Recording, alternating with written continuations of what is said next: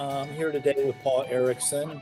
Paul is the sales director at Management One. He's been in retail as long as I have, so he's been through enough economies and enough changes, and he's kind of figured it out. He knows where to look for opportunities. You as an entrepreneur in any economy got to be able to peek around the corner, whether it's uncertainty or not, and find a way to build and grow your business. And Paul's had just tremendous success over his career, finding those opportunities. And today he's going to share some of those. So Paul, I'm just welcome. Thanks for being here. Thanks, Marc. Glad to be here. You know, so you and I were chatting the other day about just two clients in particular. We're just looking at the numbers. You found some places to grow the business. The retailers, bought in, started to implement some changes, and Shazam had some great success. Can you just kind of discuss a little bit about what you saw, and then what you talked about, and then the implementation on the client side? Well, I think too often retailers are looking in the wrong places to grow their business profitably. There is so much opportunity that lies within their historical data that I believe a lot of retailers really don't know how to interpret that information. The historical data that clients have and all retailers have is a treasure trove of opportunity. And so the real question is, where do we look, and how do we go about looking? I'd like to start out with the whole concept of narrow and deep, Marc, a couple of concepts that you have, really, spent your entire life talking about. The idea of playing offense and going after the business from a much more narrow fashion. And a lot of people think of that as, possibly sizes or assortments. But narrow and deep can mean a lot of things. One of the things I noticed with a client of ours recently is that their flagship store was doing they had 3 stores. Their flagship store was doing 60% of their business. And the other 2 stores were doing 40% of their business, but they were inventorying the flagship store 35% of the inventory, and in a store that was 60%, and we're constantly being sold out of merchandise, and we're constantly missing business. And the owner was on the call saying that she was just working on the floor the last 2 days, and she said it was the most frustrating 2 days of her life, because every time a customer come in, they'd want a size, and she said, we never had that size. And she goes, I must have missed half the business those 2 days working that we could have sold. And it was simply because they were trying to equitably spread out their inventory assortment amongst all 3 stores, when the reality is the flagship store needed the lion's share, needed to have most of the inventory so they wouldn't miss business. Right now their frustration is that their 2 satellite stores, particularly one of them, are losing money. And so they don't want to under inventory the store, so they give that store too much inventory, and consequently under inventory the one store that can really produce profitability and cash flow for them. And so narrow and deep, I think, can be looked at in terms of store, and making sure that your best stores have the appropriate amount of inventory. That's number one. Number 2 is we tried to focus from a category perspective of where it is that they really believe there is opportunity in their business. And one of the things that we discovered by looking at the data and we were looking at the criteria based on how fast they were turning their inventory, their sales gains, and on a very important metric, Marc, that I know you pioneered, which is the cost of goods not sold but purchased. And in those 3 criteria, very fast turn, sales gains, and very low cost of goods purchased, which all indicate opportunity for more sales, we found that their toy business was outperforming the inventory. In other words, they were selling out all the time. And so one of the things I asked them is, if you had the right assortment, if you know that in your stores, that toy department is going to be fully stocked with the right merchandise, what kind of revenue do you think you could do? And last year they did 80,000. They said 200,000 in sales. Now, here's the big thing here that I think a lot of retailers do not understand. One of the things they're sitting with about a $27,000 inventory on an $80,000 business. If we plan 200,000 at 6 turns, we're hardly increasing their holding inventory at all. In other words, we're not asking them to carry much more inventory than they are right now. But what we are going to do is to ask them to buy more inventory. In other words, we want them to start purchasing about $8,000 a month in new product. Right now, they're only buying about 3 or 4. That, we believe that influx of additional new product should move the needle immediately in terms of sales, and we'll know right away if it does. And we believe very strongly, based on the data and the metrics we looked at, that it will. But the key thing is, we're not asking them to go out on a limb to buy a bunch of inventory they hope and wish and pray it will sell. We're only asking them to get an influx of new product now. And if that merchandise performs and sells through the way we believe it will, they'll never have to keep more than $30,000 or $35,000 worth of inventory, and they'll sell $200,000. Here's the key. Retailers do not appreciate, and Mark, I know I'm speaking to the choir on this one, they do not appreciate the power of fresh new goods. What happens is they sit with merchandise for too long. It sits after week, when sometimes month after month, tying up capital and preventing them from bringing in product that was better because they're reluctant to move on it too quickly because they're too afraid of losing money.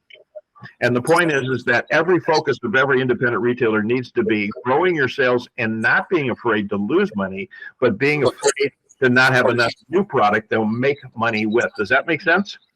Yeah, it makes tremendous sense. So if the underlying inventory hasn't sold by now, it's time to bring in something that will. That's exactly right. And here's one other thing, too, that data can provide. If you look at historical information in terms of sell-through, there's several things that can go on here. Number one is you're looking for very, very fast sell-through. In other words, you're looking for months that last year you were getting 50, 60, 70, 80% sell-through at times. And you can measure that through either sell-through, a sell-through equation, or something called a stock-to-sales ratio. And you can use that information to deem if you indeed missed sales last year. And that's a great way to go. Look, if you were sitting there with stock-to-sales ratios of 1.4, 1.5. In other words, you're getting it on an annualized basis, 9, 10 turns. If you're selling your inventory that quickly, there's a very good case to be made that if you upped the assortment and brought in more new product, you would sell more. So look for those opportunities. Number two. Or not necessarily up the assortment, dive deeper into what's selling well and have it in stock all the time. That's exactly right. Go in narrow and deep, or some people call it thick and thin. I like that too. Go in thick with the right stuff, right? But the second thing is, you can't go narrow and deep in everything. That's right. You can't go deep in everything. So, and the other thing to look at, though, is the stock to sales ratios can be misleading. And what I'm saying that is another thing you can look at is, if you're looking at high stock to sales ratios in historical data, inventory to sales relationship is everything in retail. And sometimes you can see a category where the ratios are actually very high, the merchandise isn't performing. But then go down and look at the amount of receipts that have come in during that same time frame. And what you'll find in many cases is very little new product relative to what the inventory was sitting there had arrived. In other words, if the inventory itself wasn't as good as it should have been because we didn't have enough fresh goods. A very important metric that I think, Mark, that you did years ago is that in a women's apparel store, 90% of the inventory that's sold is less than 10 weeks old. In fact, 50% is sold with merchandise that arrives and is sold in the same month it arrives. In other words, it's never posted to an EOM position, which is an absolute tell on the power of receiving every single month. That new product is gold. The unfortunate reality in a retail store, in any retailer store, is the sales associates ignore things that have been there for 4 weeks. If they've been there for 4, 5, 6 weeks, get pushed in the back, but when the new boxes come out, it's like Christmas time all over again. But after 6 weeks or 7 weeks, the stuff gets to the back and they ignore that. And so the perishability of inventory is much shorter lifespan than what. Yeah, I mean, I think I know that's very true. I also think that people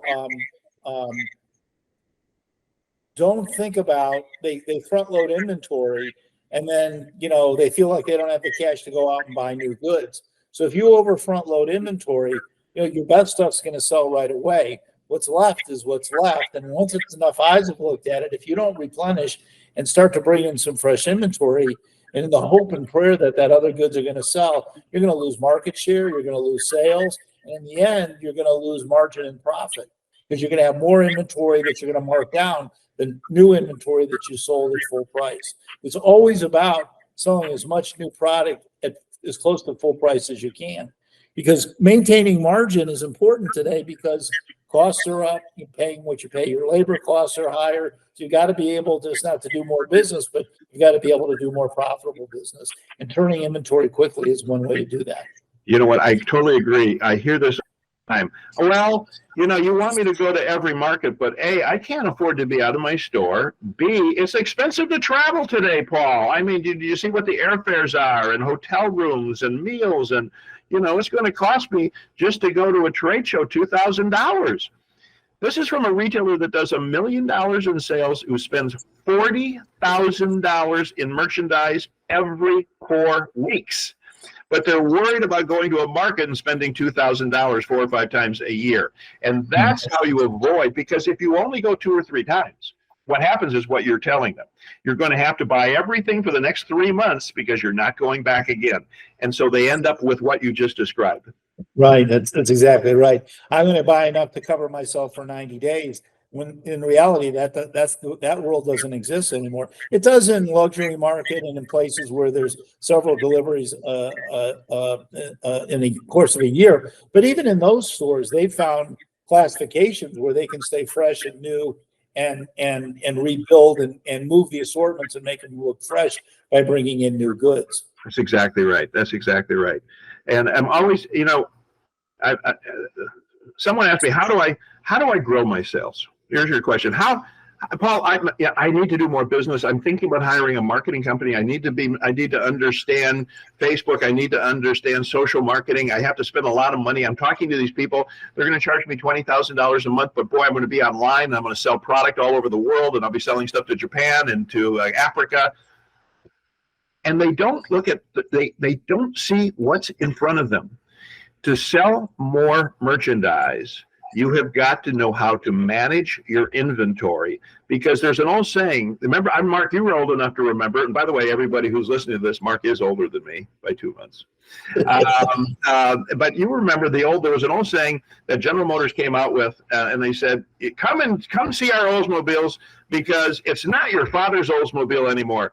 And they spent a ton of marketing on that campaign. This was years ago, because they spent a ton of marketing, and people brought them in droves to the Oldsmobile dealership. And guess what they found? It was your dad's Oldsmobile. They hadn't changed the product at all. Sometimes marketing, you bring them into the store and you still sit with merchandise that's 3 months old, 4 months old, 5 months old. You haven't shown them fresh goods. The way to improve sales is, obviously, you have to buy more. You can't increase your sales unless you buy more merchandise. That's a given. Everybody who's listening to this can write that down. Boy, there's the kind of genius Paul Erickson brings. Wait, let me write that down. To sell more, I have to buy more. But you have to know how to do it. You have to know how to do it. And that combination of how to buy more is exactly, Marc, what you're saying. Don't front load. Understand to bring that fresh flow in every week, UPS showing up. That's important. Number 2, you have got to accept the fact as a retailer that you're going to make a mistake. Making mistakes in life is part of how we learn. There's nothing wrong with making a mistake as long as you learn from them. But when you do make a mistake, you have to be quick to take action to move it, because if you're on a fast turn cycle and you're buying more to grow sales and things are clogging up right there, suddenly you've got all this inventory coming in next month. You've got to move on this that is not moving and take an aggressive markdown. And when I'm talking about aggressive markdown, I mean whatever it takes to move it today. Don't worry about making money. Worry about getting it off the floor, get it out of there. And if that first markdown is half off, so be it, because you're all about turning it, getting cash back to make room for things that'll sell better. If you do that, and if your markdown policy and how you aggressively go about taking in-season markdowns fits your turn plan, that's how you approach it. Right. I totally agree. And I also think it solves a problem with traffic, because if you have a fresh flow of goods and you're not sitting with the same old stuff, you give people a reason to come in. So, and that brings up the whole concept of reorders. Be very careful about what you reorder, because if people know that you're going to bring it back in, they'll wait you out for sale. But if they see it and don't buy it and it's gone when they come back, their inclination to buy quicker and faster, and the full price is going to be there. So you're retraining your customer as well. A lot of times people, you hear, well, I don't have any traffic in the store. I have to share one of my favorite stories. There's a women's store of ours in Tucson, and they're the best, outdoor mall lifestyle center. And in the summer, it gets up to 110, 111 here, so it's pretty hot. And they said, well, there's no traffic. Look, I mean, you could roll a bowling ball down. You wouldn't hit anybody. I said, well, you don't have anything people want to sell. So I sent them to market, and I said, go to this, we're selling dresses. You're not selling them. Here's some of the best sellers that I happen to be aware of. And they went in, and they went into the showroom, got the dress. They didn't even want to buy the dresses. Turns out another client of ours was there, gave them their card and said, these are the dresses you buy. And if you don't sell them, here's my card. I'll buy them from you. Just pay the freight. So they call me after they get back. The dresses come in. They bought a dozen of them. They called me at night, about 8 o'clock at night, and they said, oh my gosh, we sold 8 out of the 12 dresses that came in today. And I said, I thought you didn't have any traffic. And then so it's a lot of times it's just if you don't bring in fresh goods, you cut off, you don't give people a reason to come to your store. And to your point, if you market and don't have the wrong goods, the cost of getting those people back in is even harder. That's exactly right. Now, the key, of course, is going to bring in the right amount of fresh goods. And that is right back into open to buy planning and projections. Right. That's really the key. So when we're talking about bringing in fresh goods, we're talking about the right quantity that you can turn quickly. I'm going to just also address this idea where they say, well, Paul, you want me to mark down, but look, my image is important to me. And I don't want an image of what you're talking about is going to create an image of that people will only shop me on sale. And that is 180 degrees off the mark. And here's exactly why.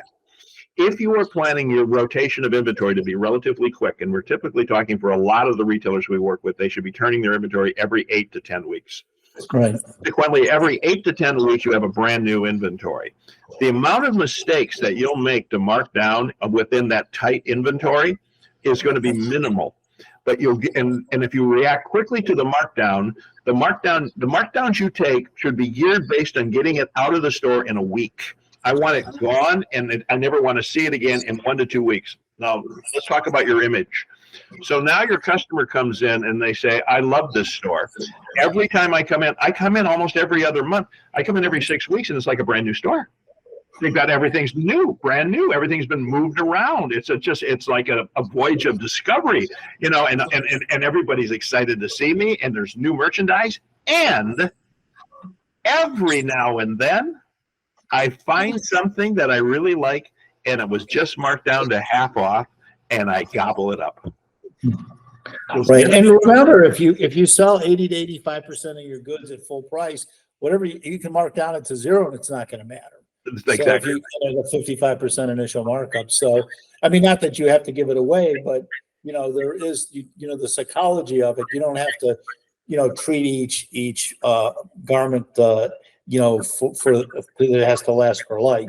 So those are some great tips. Thank you for your time today. It was great seeing you and having you on board. And I would encourage anybody that wants to follow up with questions just to reach out to you at Management One.